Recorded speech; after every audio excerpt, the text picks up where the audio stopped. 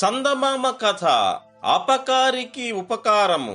అనగనగా మధువజ్రం అనే పట్టణాన్ని విరూపాక్షుడనే రాజు పరిపాలిస్తూ ఉండేవాడు.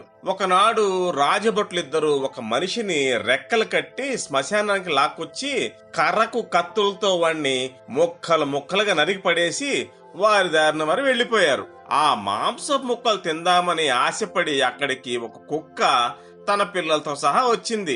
ఆకలి చేత కడుపులు నకనకలాడుతున్నాయేమో. ఆ కుక్క పిల్లలు ఆత్రంతో తలా ఒక మాంసం ముక్కని నోట కరుచుకున్నాయి. కాని తల్లి కుక్క మరుక్షణంలోనే నోట కరుచుకున్న మాంసపు కండను ఉమ్మేయడమే కాకుండా పిల్లల చేత కూడా ఉమ్మేయించింది. ఇదేమిటా నీ కుక్క పిల్లలు ఆశ్చర్యపడేసరికి, ఇది కృతజ్ఞుని మాంసం. కృతజ్ఞుడనగా రక్షించిన వాడిని భక్షించే దుర్మార్గుడన్నమాట. కృతజ్ఞుడి మాంసం కుక్కలు కూడా ముట్టుకోవని పెద్దలన్నారు అని తల్లి కుక్క చెప్పింది. ఆ సమయానికి అక్కడికి మాంసఖండాల కోసం రాబందు ఒకటి వచ్చి వాలింది. నరికి ఉన్న ఆ తలా ముఖం చూసి ఆ రాబందు, ఓహో ఈ కృతజ్ఞుడా, ఎవడో అనుకున్నాను అంటూ చేతరించుకుని ఎగిరిపోబోయింది. అప్పుడు తల్లి కుక్క దానిని, ఈ కృతజ్ఞుణ్ణి నువ్వు ఎరుగుదువా అని అడిగింది. ఎరక్కపోవడమేంటి, మా పక్షుల్లో కల్లా మేటి అయిన నాడీ జంగును చంపింది ఈ నీచుడే అంది రాబందు. ఆ మాట విని తల్లి కుక్క, అయ్యో నాడీ జంగుడు చనిపోయాడా, ఈ దుర్మార్గుడే చంపేశాడా అంటూ విచారించడం మొదలుపెట్టింది. అప్పుడు రాబందు, అవును, నేను కూడా ఆ మర్రి చెట్టు మీదనే ఉంటున్నాను.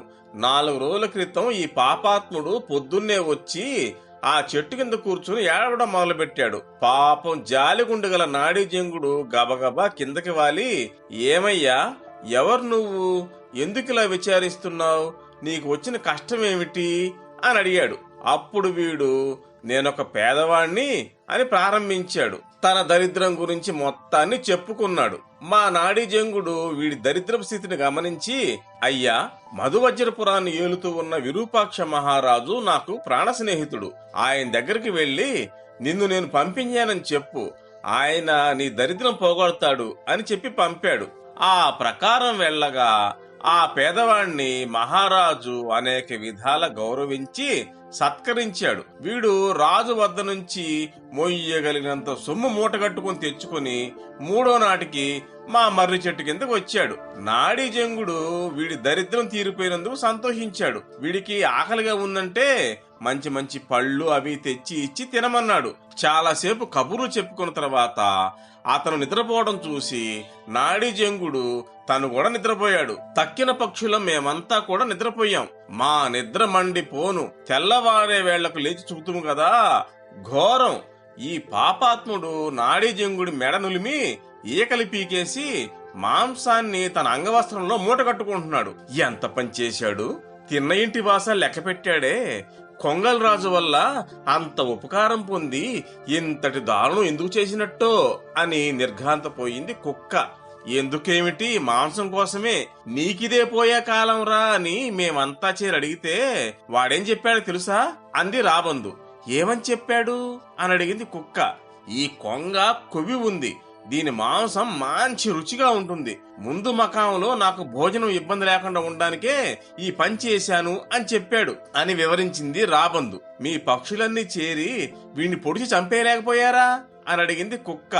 నేనా ముసల్దాన్ని అయిపోయి బలహీనంగా ఉండడం చేత ఏమీ చేయలేకపోయాను. తక్కిన పక్షులన్నీ సాధువులు కావడం చేత దుష్టులకి దూరంగా ఉంటామని చెప్పి పారిపోయినాయి. చిలక ఒకటి ఎగిరి వెళ్లి విరూపాక్షుడితో జరిగిన సంగతి అంతా చెప్పింది. మీ రాజుగారి భటులు మా మర్రి చెట్టు దగ్గరికి వచ్చేటప్పటికే ఈ కృతజ్ఞుడు పై మకాంకి వెళ్లిపోయాడు. మీ రాజభటులు అక్కడ వాణ్ణి పట్టుకుని ఉంటారు.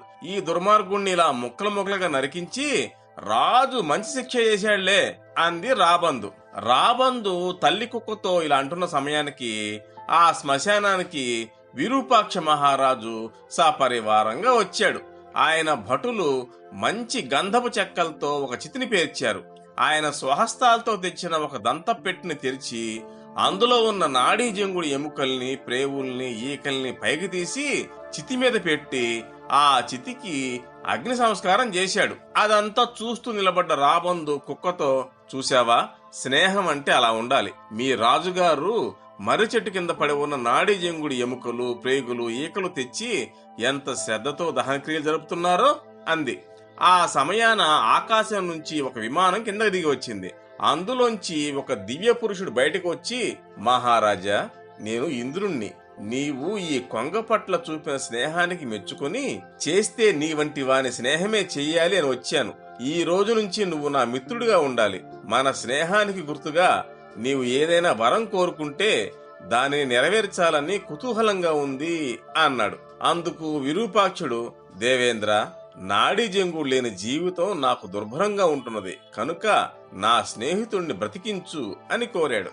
ఇంద్రుడు విరూపాక్షుని మైత్రిని ఇప్పుడు మరింత మెచ్చుకొని నాడీ జంగుణ్ణి బతికించేశాడు. తరువాత విరూపాక్షుడు ఆ కొంగతో జరిగిందంతా చెప్పి నేల మీద పడి ఉన్న ఆ కృతఘ్నుడి తలను చూపించాడు. నాడీ జంగుడు ఆ తల చూసి దుఃఖిస్తూ, అయ్యో, ఇతన్ని ఇలా ఎందుకు చంపించావు మహారాజా అన్నాడు. విరూపాక్షుడు ఆశ్చర్యంతో, అదేమిటి నాడీ జంగా అలా అంటున్నావు? వీడు ఎంత దుర్మార్గుడో నీకేం తెలుసు? తిన్న ఇంటి వాసాలు లెక్క పెట్టిన హంతకుడు. చేసేవన్నీ కిరాతకపు పనులే. ఇటువంటి కృతజ్ఞుడికి ఏ శిక్ష సరిపోతుంది అన్నాడు విరూపాక్షుడు. అయ్యో, ఎంత మాట అన్నావు రాజా. ఎవడి పాపాన్ని వాడే అనుభవిస్తాడు. దానికి మనం కర్తలం కాదు. కాని నువ్వు ఇచ్చిన డబ్బుతో సుఖపడకుండా ఇతను అకాల మరణం పొందడం నాకిష్టం లేదు. ఇతడు 10 కాలాల పాటు బతికి బాగుండాలని నా ఆశ అంటూ తన ఉద్దేశం చెప్పాడు నాడీ జంగుడు. నువ్వు అనేది చాలా వింతగా ఉందే. ఎవరైనా అపకారి ఉపకారం చేస్తారా?